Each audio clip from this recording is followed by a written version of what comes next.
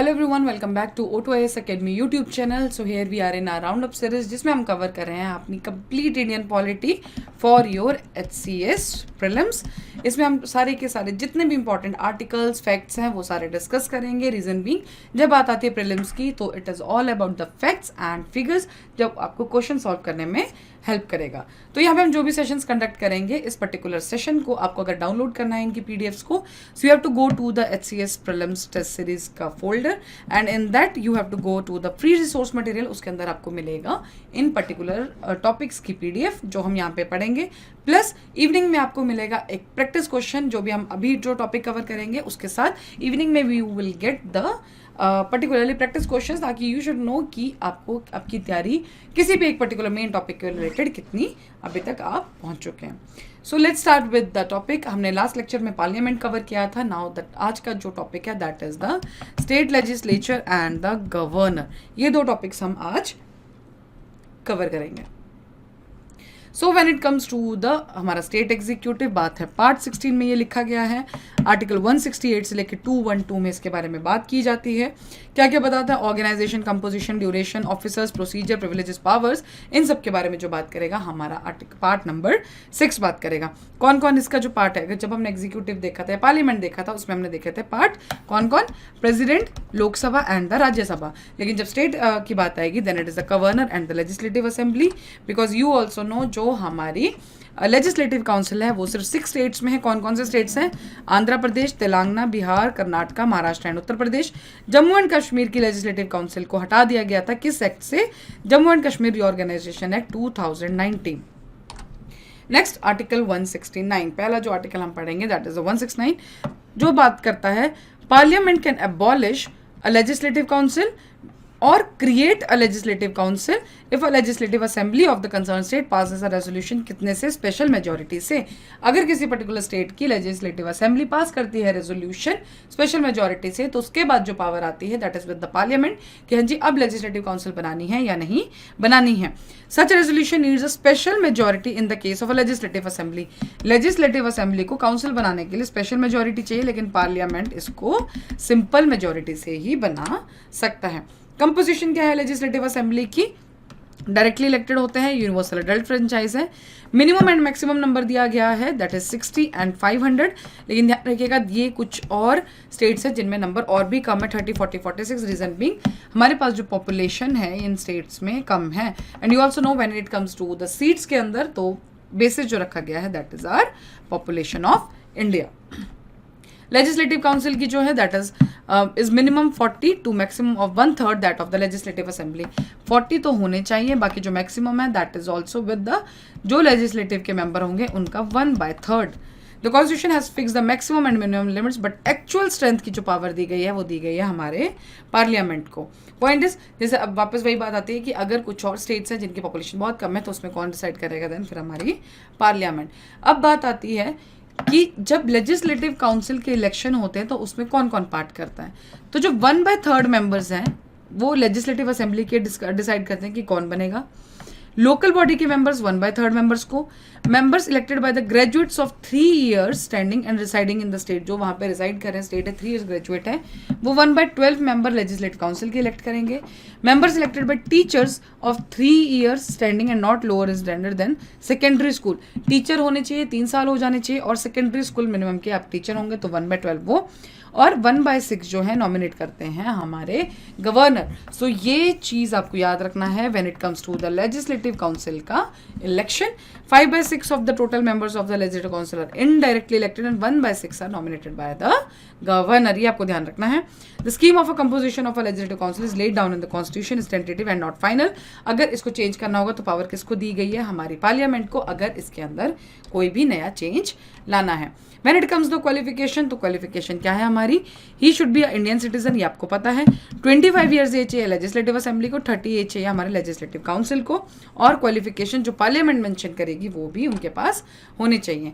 Additional qualifications under RPA क्या है? A person to be elected, जो हमने पहले पढ़ी वो स्टार्टिंग कॉन्स्टिट्यूशन में मेंशन है, लेकिन जब RPA 1951 आया उसने कुछ और भी इसमें टर्म्स डाली। A person to be elected to be a legislative council must be an elector for an assembly constituency in the concerned state and to be qualified for the governor's nomination we must be a resident of in the concerned state. तो condition क्या है, वो एक as an इलेक्टर वहाँ पे constitution के वहाँ पे होने, कॉन्स्टिट्यूएंसी के होने चाहिए, क्वालिफाइड होने चाहिए. A person to be elected for the legislative assembly must be an elector for an assembly constitution in the concerned state. वो सिर्फ वहाँ के इलेक्टर होने चाहिए. He must be a member of SC ST if he wants to contest a seat reserve. जो भी seat reservation में है तो पर्टिकुलर इंसान उस पर्टिकुलर कास्ट से बिलोंग करते रहने चाहिए. जब बात आती है ड्यूरेशंस की, तो ड्यूरेशन क्या है लेजिस्लेटिव असेंबली की, नॉर्मली है 5 year and the legislative council is a permanent body. Creation abolition फिर हमने वो डिस्कस कर लिया है कि कैसे आप इस चीज़ को कर सकते हैं. गवर्नर डिसॉल्व कर सकता है. 1/3 मेंबर रिटायर एवरी 2 ईयर्स. ये हमने राज्यसभा में ऑलरेडी पढ़ा हुआ है कि कैसे मेंबर्स रिटायर होते हैं. During emergency the term can extended by the 1 year, और कितना हो जाएगा, but not beyond a period of 6 months after emergency revoke. मान लीजिए इमरजेंसी हटा दी गई तो उस पर्टिकुलर टाइम पे आप एक इमरजेंसी लगती है तो 1 साल के लिए आप लेजिस्लेटिव असेंबली का जो टेन्योर है वो आप बढ़ा सकते हैं.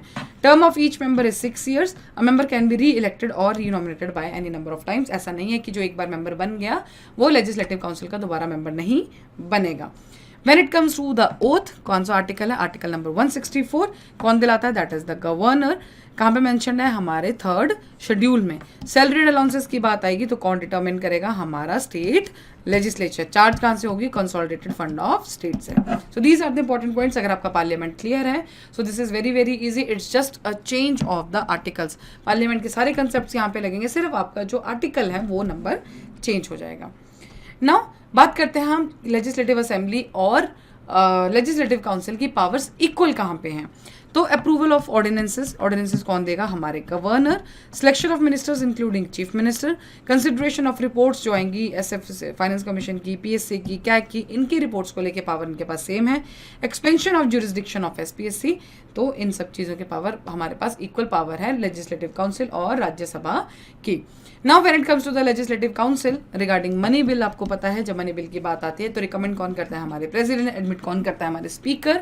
और उसके बाद सेम यहाँ पे भी केस चलेगा. लेजिस्लेटिव असेंबली में एडमिट करेगा, गवर्नर की रिकमेंडेशन होगी.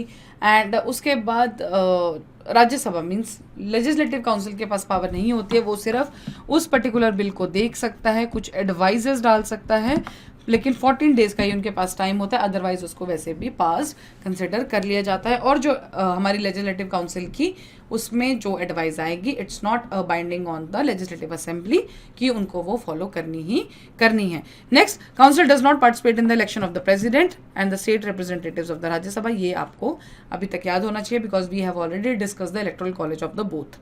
Council has no effective say in the ratification of the constitution amendment bill. Constitution amendment bill के अंदर इनका इक्वल हक नहीं है as compare to the legislative assembly. The very existence of a council depend on the will of the assembly. Because हमने पढ़ा अगर abolish करना है तो स्पेशल मेजोरिटी से लेजिस्लेटिव असेंबली पास कर सकती है बिल कि हाँ जी आप अब इसको अबॉलिश कर दीजिए. Each house of the state legislature has its own presiding officers. कौन कौन से हैं, लेजिस्लेटिव असेंबली के स्पीकर, डिप्टी स्पीकर, काउंसिल के chairperson, deputy chairman. So that's all with this thing is because when it comes to state legislature it is basically same as the parliament. अगर आपको parliament chapter clear है so the same thing applies to the state legislature. Now जो office हमने आज पढ़ना है that is the governor and this कहाँ पे इंक्लूडेड है, पार्ट 6 में ही. स्टेट एग्जीक्यूटिव की हम बात कर रहे हैं तो बात की जाएगी गवर्नर की. द स्टेट एग्जीक्यूटिव में कौन कौन कंसिडर करते हैं, governor, chief minister, council of minister, advocate general of the state. So this is the composition of our executive. Next, governor is the nominal head of the state level, chief executive head of the state. The governor appoint, कौन सा article 153 से 162 के ऊपर बात की गई है when it comes to the governor.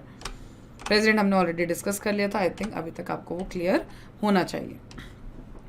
Now अब बात जब आई गवर्नर की, there is no office of a vice governor. जैसे कि वाइस प्रेसिडेंट यूनियन में हमने देखा सेंटर लेवल पे, बट ऐसा वाइस गवर्नर जैसा कोई भी कंसेप्ट नहीं है. 7th कॉन्स्टिट्यूशनल अमेंडमेंट एक्ट ने बोला कि एक ही पर्सन को आप एक से ज़्यादा स्टेट्स का भी गवर्नर बना सकते हैं. He is the part of a federal system of Indian polity and act as a bridge between the union and state government. क्योंकि अपॉइंट कौन करेगा, हमारा प्रेसिडेंट, लेकिन काम वो कहाँ करेगा, स्टेट में. Now 153 article governor of state, office की बात की है। 154 executive power of the state. 155 is the appointment of a governor. तो अपॉइंटमेंट ऑफ अ गवर्नर क्या है, कौन बताएगा, हमारा president. As a held supreme court in 1979, it is an independent constitutional office and is not under the control or subordinate to the central government. ऐसा नहीं है कि प्रेसिडेंट अपॉइंट कर रहे हैं तो आप उसको सेंट्रल गवर्नमेंट के अंडर डाल देंगे। It is an independent office. और हम ये कहाँ से, the Canadian model of a governor appointment by the centre was accepted in the constituent assembly. So basically कहाँ से बोरोड है, that is the Canada. Article 156 बात करता है टर्म ऑफ ऑफिस की। तो टर्म जो है लेड है क्या, 5 years लेड। बाकी किसके पास पावर होती है, main is with our president. बाकी वो रिजाइन कर सकते हैं, किसको रिजाइन करेंगे, वो प्रेसिडेंट को ही रिजाइन करेंगे, बिकॉज अपॉइंट भी इनको कौन करता है, हमारे प्रेसिडेंट ही अपॉइंट करते हैं। Okay, a 5-judge constitutional bench headed by Chief Justice K.G. Balkin held that a governor can be replaced only under a compelling reasons for proven misconduct or other irregularities. अब दोनों points पढ़ लीजिए। The president may transfer a governor appointed to one state to another state for the rest of the term. Further a governor whose term has expired may be reappointed in the same state or in the state. बोलने का मतलब इस bench ने ये बोला था कि आप अगर गवर्नर को हटा रहे हैं तो उसके लिए प्रॉपर मिसकंडक्ट होना चाहिए, प्रूव होना चाहिए कि नहीं उसने गलत काम किया है। ऐसा नहीं है कि प्रेसिडेंट ने बोला और आपने गवर्नर को हटा दिया। सेकेंडली, जो प्रेसिडेंट हैं वो गवर्नर को एक से ज़्यादा स्टेट्स के लिए ट्रांसफर कर सकते हैं। मान लीजिए अभी वो हिमाचल के उनकी टर्म बच रही है, बाकी टर्म के लिए वो हरियाणा में पोस्ट कर दी जाए। So it all depends upon the किसमें, प्रेसिडेंट के ऊपर। आर्टिकल 157 बात करता है क्वालिफिकेशन की। तो क्वालिफिकेशन क्या है, is the citizen of India, he should have completed the age of 35 years। Conventions क्या मर्ज हुई हैं, कन्वेंशन मीन्स कि आप इस चीज़ को फॉलो करें ना करें, बट बेसिकली ये फॉलो हो ही रही हैं बिकॉज काफ़ी टाइम से इन चीज़ों को फॉलो किया जा रहा है। तो फॉलो की पहली कन्वेंशन है कि जो भी आप गवर्नर बनाए वो उस पर्टिकुलर स्टेट से ना बिलोंग करें, वो आउटसाइडर हो। When appointing the governor of state the president must consult the chief minister. ये कॉन्स्टिट्यूशन में मेंशन नहीं है बट ये कन्वेंशन बन चुकी है। आर्टिकल 158 बात कर रहा है हमारी कंडीशंस की, कि वो किसी भी हाउस का मेंबर नहीं होना चाहिए। प्रेसिडेंट की कंडीशंस को ध्यान रखिए, you will get same as with the governor. Office of profit नहीं होना चाहिए, ऑफिशियल रेजिडेंस होता है, we know that Raj Bhavan. Entitle to such allowances emoluments, ये सब उनको दी जाती हैं गवर्नर को, सैलरी अलाउंसेस एमॉलमेंट्स, लेकिन वो विद द टाइम, मतलब जितने टाइम के लिए गवर्नर है उस टाइम में आप उनको कम नहीं कर सकते हैं। आर्टिकल 159 बात करता है इनकी ओथ की। Chief justice of the concern state high court इनकी ओथ लेता है, अगर वो नहीं है तो कोई सीनियर मोस्ट जज को अपॉइंट करेंगे। तो गवर्नर ओथ किसके लिए लेते हैं, चीफ जस्टिस ऑफ इंडिया इनको ओथ दिलाते हैं। अपॉइंट कौन करता है, प्रेसिडेंट।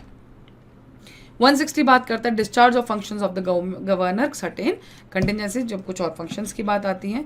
तो बात है कि जब एग्जीक्यूटिव पावर्स की, तो ध्यान से देखिए। आर्टिकल 164 बोलता है कि appoints the chief minister and other ministers and advocate general who hold office during his pleasure. तो पहली जो एग्जीक्यूटिव पावर है वो है इनके अपॉइंटमेंट्स को लेके। आर्टिकल 166 बोलता है कन्वीनियंट ट्रांजेक्शंस के लिए वो बिजनेस के लिए रूल्स बना सकते हैं। आर्टिकल 243 की बात करता है स्टेट इलेक्शन कमीशन वो बनाएंगे, रिमूव ऑनली, और जो वहाँ के ये बना सकते हैं, बट जो स्टेट इलेक्शन कमीशन के जो मेंबर्स हैं उनको रिमूव कैसे करेंगे, जैसे एक जज of a high court remove होता है उसी बेसिस पे आप इनको भी रिमूव कर सकते हैं। Next is appoints the chairman and members of the state public service who can removed only by the president and not by governor. That you all know कि जो स्टेट पब्लिक सर्विस कमीशन की appointment जो आती है वो governor के through आती है, लेकिन उनका जो रिमूवल है वो कौन कर सकता है, हमारे सिर्फ president of India. Can recommend the imposition of constitutional emergency. Emergencies में हम देखा था कॉन्स्टिट्यूशनल इमरजेंसी कौन बता सकता है, सिर्फ वो एक लिखेगा प्रेसिडेंट को कि हाँ जी इट्स अ टाइम कि आप कॉन्स्टिट्यूशनल इमरजेंसी को पिक्चर में ले आएँ। ठीक है, जिस टाइम पे प्रेसिडेंट रूल लगा होगा उस टाइम पे गवर्नर के पास बहुत सारी पावर्स आ जाती हैं। He is also a chancellor of universities in the state and appoints the vice chancellors of the universities. Chancellor कौन होगा हमारी यूनिवर्सिटीज का, हमारे governor. Next is legislative powers. क्या क्या कर सकते हैं, याद रखिए प्रेसिडेंट को समन, प्रोरोग, ये हमने ऑलरेडी डिस्कस कर लिया था कि समन क्या है, प्रोरोग क्या है। 171 नॉमिनेट करता है 1/6 of the members of the legislative council, ये हमने तब देखा था जब हमने लेजिस्लेटिव काउंसिल के इलेक्शंस का टेबल देखा था। 176 एड्रेस करेगा state legislature of the commencement of the first session after each general election, first session of the each year. हर एक जनरल इलेक्शन के बाद पहला जो सेशन होगा वो ही इसको एड्रेस करेंगे और पहला साल का पहला सेशन भी यही एड्रेस करेंगे।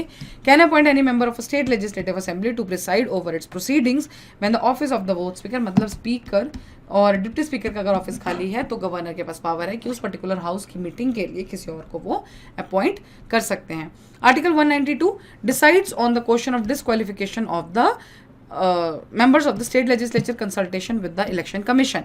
ठीक है, अगर कोई भी ऐसा मेंबर है जिसके ऊपर डिस्क्वालिफिकेशन के साथ चला तो इलेक्शन कमीशन ऑफ इलेक्शन में स्टेट इलेक्शन कमीशन के साथ वो बात करेंगे, इलेक्शन कमीशन के साथ वो बात करेंगे। अब यहाँ पे आपको ये पता होना चाहिए कि इलेक्शन कमीशन ऑफ इंडिया किसके इलेक्शंस कंडक्ट कराता है और स्टेट इलेक्शन कमीशन किसके इलेक्शंस कंडक्ट कराता है। When a bill is sent to the governor after it is pass by the state legislature, या तो वो असेंट दे सकते हैं या बिल को विदहोल्ड कर सकते हैं, रिटर्न कर सकते हैं या फिर रिकंसिडरेशन के लिए डाल सकते हैं। बट सबसे बड़ी जो इनके पास पावर है वो है प्रेसिडेंट के लिए वो पर्टिकुलर बिल को रिजर्व कर सकते हैं। हमने 123 आर्टिकल पढ़ा था ऑर्डिनेंसेस के लिए when it related to the president. So same as article 213 is related to the can promulgate ordinances in the case of a governor. lays the report, ये आपने देखना स्टेट फाइनेंस कमीशन की report, public service की commission, CAG की report, इन सब की report वो legislative assembly या हाउसेस के सामने लेके जाएंगे। Next is the financial power. तो फाइनेंशियल पावर के ऊपर जब बात आएगी तो पहला आर्टिकल है 202 एनुअल फाइनेंशियल स्टेटमेंट, मतलब जो स्टेट बजट की बात की गई है वो आर्टिकल 202 में है। 203 no demand for grant can be made except on his or recommendations, इसमें कोई रिकमेंडेशन नहीं आप पूछेंगे, रिकमेंडेशन आपको चाहिए प्रेसिडेंट की, आपको कोई भी ग्रांट अगर देनी है। 267 कहाँ से फंड निकाल सकते हैं, contingency fund of the state. और 243 बात करता है स्टेट फाइनेंस कमीशन के ऊपर। So that are the financial power. Judicial power देखिए आर्टिकल 161 क्या, grant pardons, reprieve, respite and the remission of punishment, suspend and remit and commute the sentence of any person. But इसमें ध्यान रखिएगा governor can not pardon a death sentence, इस चीज में कभी भी कंफ्यूज मत होइएगा। Article 217 consulted by the president while appointing the जजेस of the concern state high court. 234 make appointment, posting and promotion of the district जजेस in consultation with the state high court and the appoint person to the judicial service of the state, because you know उसके लिए exam होता है on the state level. So appoint कौन करेगा, ये सब चीजें हमारे गवर्नर।